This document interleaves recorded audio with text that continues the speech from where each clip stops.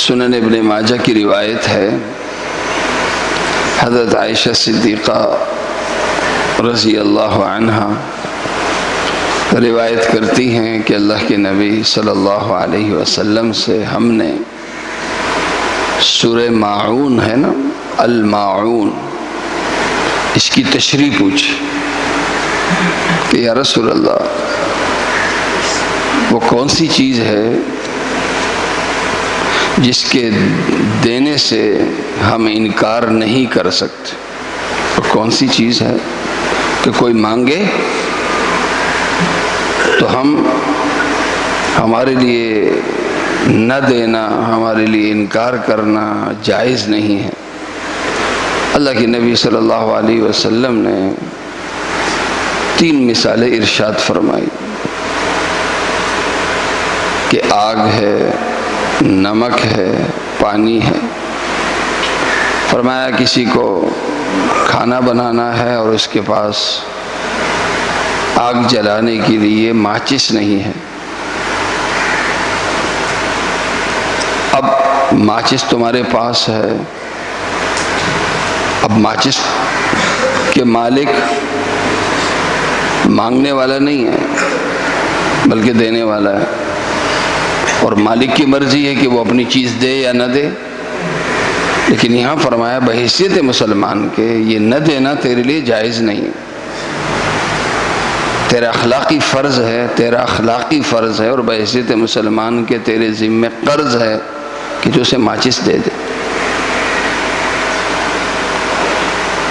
اسلام اس کی اجازت نہیں دیتا کہ مانگنے والا یہ چیز آپ سے مانگ رہا ہے اور اس کے دینے میں آپ کا کوئی نقصان نہیں ہے اور پھر بھی تم نہیں دے رہے۔ دینے کا فائدہ کیا ہے؟ دینے کا فائدہ یہ ہے کہ اس آگ سے مانگنے والے کا جتنا کھانا بنے گا، جتنی چیزیں بنیں گی، وہ سب کے سب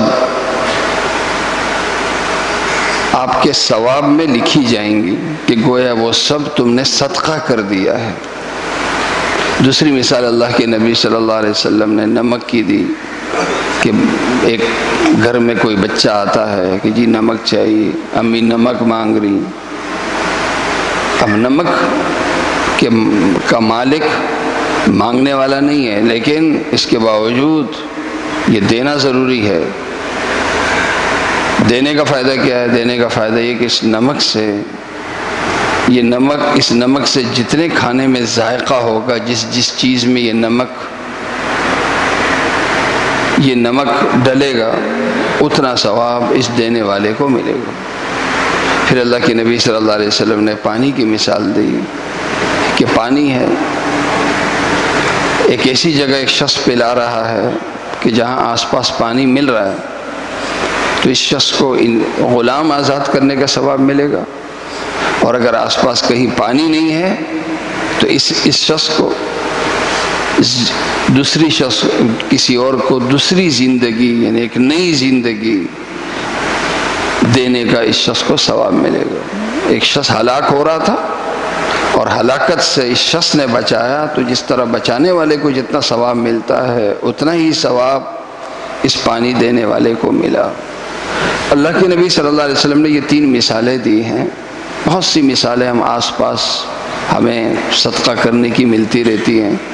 کبھی کوئی پین مانگ رہا ہوتا ہے، کبھی کوئی لفٹ مانگ رہا ہوتا ہے، کبھی کوئی ایک چیز کوئی دوسری چیز۔ اس میں ایک ضرورت ہے کہ جو اس وقت ضرورت کے موقع پر ایک شخص صدقہ کر رہا ہے، تو دین ضرورت کو دیکھ رہا ہے، دین صدقے کی مقدار کو نہیں دیکھ رہا۔ لہذا ضرورت کے موقع پہ کوئی کسی کے کام آ جاتا ہے، اسے اتنا زیادہ ثواب ملتا ہے جس کی 3 مثالیں اس حدیث میں ذکر کی گئی۔ لہذا وقتاً فوقتاً ایسے بہت سے موقع ہمارے سامنے آتے ہیں، لیکن ہم دوسرے مجبوری میں کسی کے کام آنے کے مسئلہ ہمارا یہی ہے کہ ہم دوسروں کی مجبوری کا فائدہ اٹھاتے ہیں۔ تو ہماری تربیت یہ کی جا رہی ہے کہ بجائے دوسرے کی مجبوری سے فائدہ اٹھانے کے، ہم دوسروں کی مجبوریوں میں کام آئیں۔ اللہ تعالیٰ مجھے اور آپ سب کو عمل کرنے کی توفیق